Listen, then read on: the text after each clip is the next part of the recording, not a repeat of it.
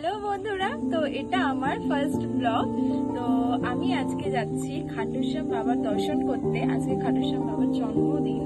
তো চলো তোমাদেরকে দেখাবো। আমি যাচ্ছি, আমার বোন আছে, আমার ভাই যে ক্যামেরার পিছনে তো ক্যামেরার পিছনে আছে আমার ভাই। তো চলো তোমাদেরকে দেখাচ্ছি, যাবো, দর্শন করবো, সবটা তোমাদেরকে দেখাবো। আমরা মুকুন্দপুর থেকে বাসে উঠে পড়েছি। এই যে পাশে বোন বসে আছে। তো এই দেখো বাইরের দৃশ্য দেখতে দেখতে আমরা চললাম। তোমাদেরকেও একটু দেখাচ্ছি। তোমরা দেখো সন্ধ্যাবেলা কি সুন্দর লাগছে।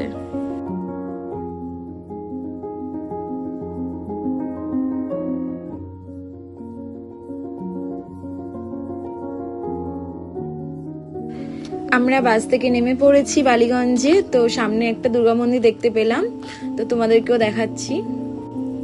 দেখো বন্ধুরা, খাটু শ্যামজি জন্মদিন উপলক্ষে সারা রাস্তাটা কি সুন্দর সাজানো হয়েছে, খুবই সুন্দর লাগছে। সো বন্ধুরা, আমরা লাইটিং দেখতে দেখতে পৌঁছে গেছি খাটু শ্যামজি মন্দিরে। দেখো কত ভক্তের ভিড় এখানে, কি সুন্দর বেলুন লাইটিং দিয়ে সাজিয়েছে। আমরা কীর্তনও শুনছিলাম দাঁড়িয়ে দাঁড়িয়ে। দেখো তো বন্ধুরা, দেখো আমরা খাটু শ্যামজির জন্য ময়ূরের পালক নিয়ে নিয়েছি ওখান থেকে। ওনার খুব পছন্দের আতর, ময়ূরের পালক এগুলো। দেখো বন্ধুরা, মন্দিরটা কি সুন্দর কাজু বাদাম, পেস্তা বাদাম দিয়ে সাজানো হয়েছে। আমরা লাইন দিয়ে ভিতরে ঢুকে গেছি, খাটু শ্যামজি দর্শন করে নিয়েছি, আশীর্বাদ পেয়ে গেছি। ঠিক বেরোতেই যাচ্ছি, দেখো সবার হাতে প্রসাদ দিয়ে দিয়েছে।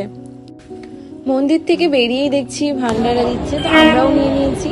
নেওয়ার পর আমরা বালিগঞ্জ স্টেশন থেকে ট্রেন ধরে বাড়ি যাওয়ার পথে রওনা হই।